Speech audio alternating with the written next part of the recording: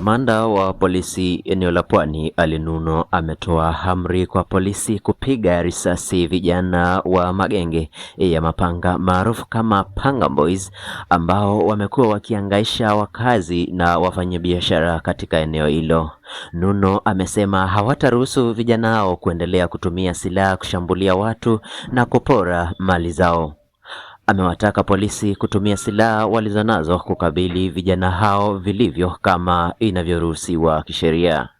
Amri inajiri baada ya kuwepo kwa misururu ya uvamizi wa vijana hao wa mapanga katika kaunti za Kwale, Mombasa na Kilifi. Hamna haja kwa wasiwasi. Na wezi mimi nawaambia hivi, wakati unachukua hii silaha yako, hii panga hii, unataka kuigonga huyo mtu, mimi nikikupata ana hii panga ukiwa unagonga mtu na kupiga risasi. Hatutacheka na mtu. This is a dangerous, offensive and lethal weapon capable of killing. So wakati ukichukua hii panga yako na unataka kugonga mwananchi, nimepeana amri ya kutosha officers watumie silaha yao. Na hiyo vijana ambao wanafanya uhalifu waangushe moja baada ya nyingine.